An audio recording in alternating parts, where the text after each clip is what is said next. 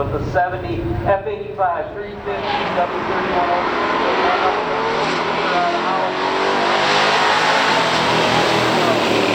1970 Oldsmobile F85 W-31. And underneath that hood, you'll find a little fire-breathing monster. That might only be a 350 cubic inch V8, but if you got the W machine package, you received air induction through that absolutely awesome dual air scoop fiberglass hood, heads with valves from the 455, 308 cam, a larger harmonic balancer for better revving, and dual exhaust. Compression ratio is 10.5 to 1. And this little monster was underrated at 325 horsepower and 360 pound-feet of torque. Talk about a slap to the teeth. Oh, wow! Inside you'll find a TH350 3-speed automatic transmission, but this isn't any run-of-the-mill turbo 350 from the parts bin. This one was special for the W-31. It came with higher valve body pressure, a 2800 RPM stall converter, and 6 clutch plates instead of the usual 5. Bottom line, it's a beast, and it's quick. Out back, 342 gears were standard, but at no additional cost, you could get a set of 391 gears. What do you think this car's housing? 391. The Oldsmobile F85 W-31 might not be as light as you think. This car with driver is 3,750 pounds. The F85 W-31 was a pretty good deal back in 1970. The base model started out at $2,787. That W-31 package was $368. The automatic transmission was $205, and a limited slip rear was $63. In total, that's $3,423. And adjusting for inflation, that's only $26,141 today. Not to mention, since it only had a 350 V8, you got a little break on your auto insurance too.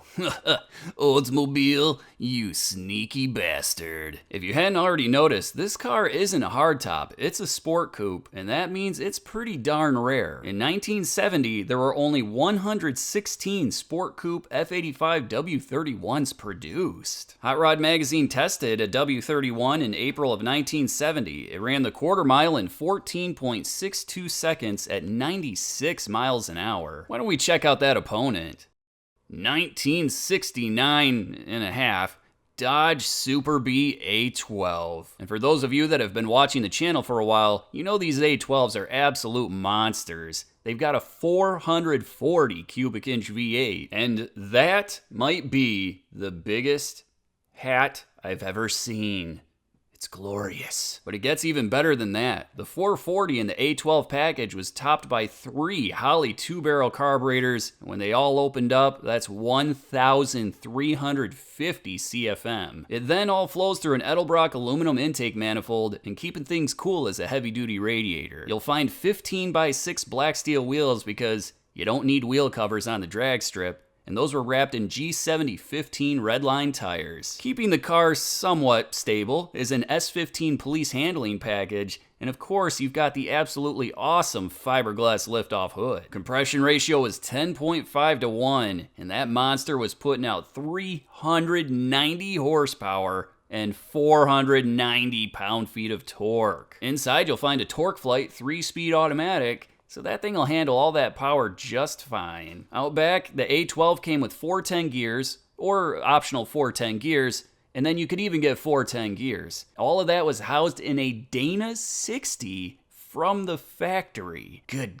golly. As you probably already figured out, this car is slightly heavier than the W-31, but not by that much. It's exactly 100 pounds more, coming in at 3,850 pounds, and of course that includes the driver. The A12 Super Bee was a great deal in 1969. The car started out at $3,150. That A12 package was only $462, and then the automatic transmission was another $39. That gives you a grand total of $3,651, and adjusting for inflation, that's only $29,477 today. And I'm just gonna say it, and this might spark some arguments, But I think the A12 cars were the best value of the entire muscle car era. Leave a comment with your opinion. The Super Bee A12 was also quite the rare car. There were only 661 that came in the hardtop configuration with an automatic transmission. Hot Rod Magazine tested a Super Bee A12 in August of 1969. It ran the quarter mile in only 13.56 seconds at 105 miles per hour. Let's see what these cars will do today.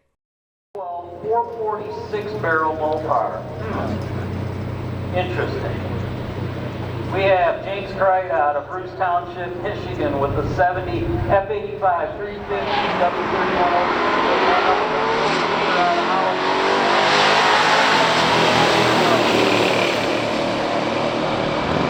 That's great. Little Oldsmobile that could. The wind goes to the liftoff push. 12.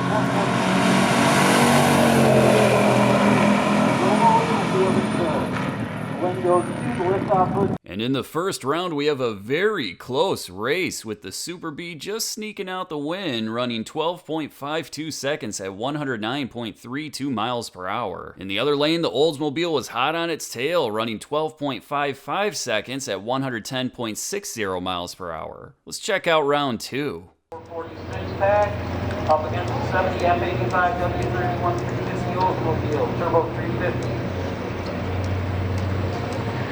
7391 here, I don't buy it.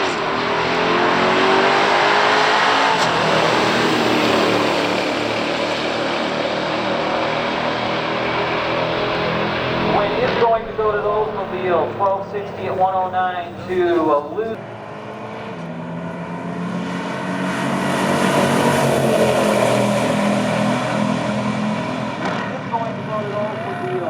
In the second round, it's the Oldsmobile that evens the score and takes home the win, running 12.60 seconds at 109.84 miles per hour. In the other lane, the Super Bee ran 12.66 seconds at 108.95 miles per hour. With this best of 3 tied 1-all, let's check out that final round.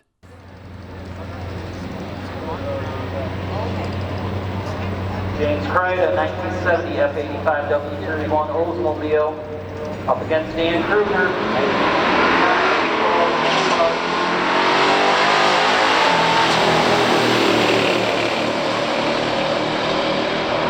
But yeah, that's right. The wind goes to the Mopar, 1251 at 109 to a 12.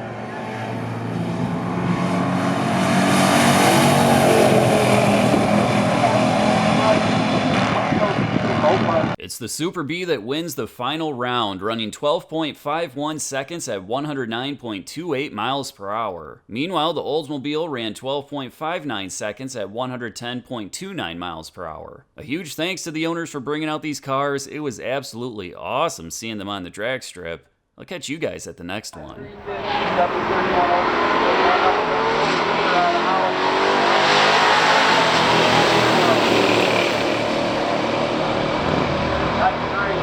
Little Oldsmobile that could.